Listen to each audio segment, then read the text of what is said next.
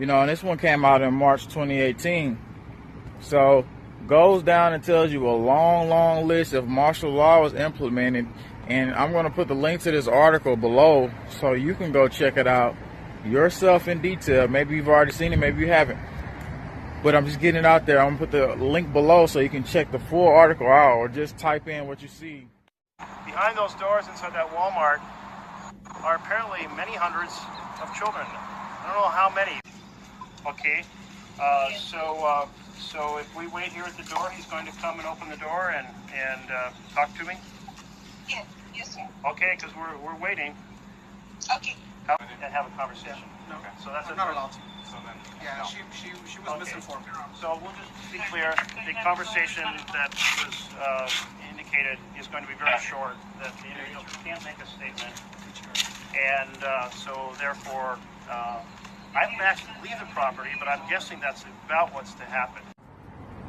Trump met with FEMA, and you know they had leaked. They said during the leaked audios, I don't know if these audios actually been leaked, but even publicly, we have not heard Donald Trump say anything too much about Puerto Rico. And the death toll was a lot. It was over like 3,000. And I just feel like they're really not trying to rebuild Puerto Rico at all. You know, most time hurricanes hit big cities like us over here, they make sure they build us up real quick. They make sure they get all of us back running and good. But they didn't do that for Puerto Rico, did they? They let Puerto Rico get targeted. They let it be decimated as lots of people was wiped out. Another part of the population, big part of it. Great people helped us, and it was great. Families in Texas and Louisiana, the U.S. Virgin Islands, Puerto Rico, Florida, South Carolina, Georgia, Alabama, Mississippi, they were all affected. Hard to believe. And on tribal lands where the hit was catastrophic, and these storms were really historic in their severity.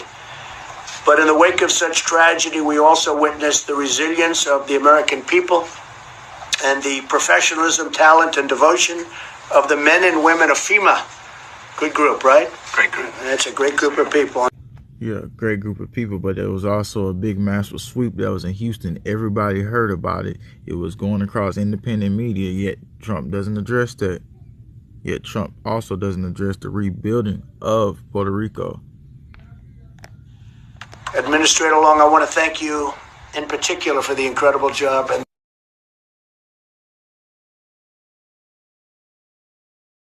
is because some of these people, this is a new normal. They're never going to go back home. So they want to help them as much so that they're never just walking out of here and feeling like they're going back onto the street. They work with them throughout the process here to help them adjust to this new world order that they're going to be living in after this. Oh, and I imagine there's so many questions, so much concern, and all of those people.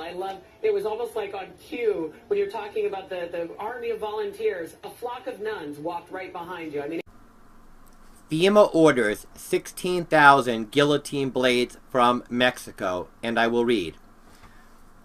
While President Trump inspected prototype border walls near San Diego, FEMA agents traveled to Juarez, where they discreetly ordered thousands of guillotine blades from a Mexican metal manufacturer 2 miles south of the border, says an active FEMA agent speaking under condition of anonymity. The purchase order, he said, omitted the word guillotine, but specifically requested 16,000 shearing blades, each one 30 inches by a quarter inch by 15 inches, with a razor-sharp edge ground at a 17-degree angle, constructed of solid plate monosteel. The exact composition and dimensions of guillotine blades currently stored at FEMA camps nationwide. Our source said the shop owner, Jose Lopez of, I'm redacting the name of the company for now, I'll explain why afterwards, accepted the deal only after the lead FEMA agent paid up front and promised not to retaliate if the blades dulled from overuse. The request stipulated the blades be manufactured ASAP. Unmarked 18-wheelers would pick up finished product at regular intervals until the entire order was fulfilled. FEMA sought foreign assistance, our source said, because using American manufacturers would generate an identifiable paper trail linking the agency to the purchase. Mexican business ethics are less stringent and do not require extensive paperwork. A money exchange and a handshake seals a deal. I quote our source. The agency is very careful in procuring equipment to be used against civilians. They want to avoid both public and congressional scrutiny. The guillotines were purchased in China, the blades in Mexico, and other locations.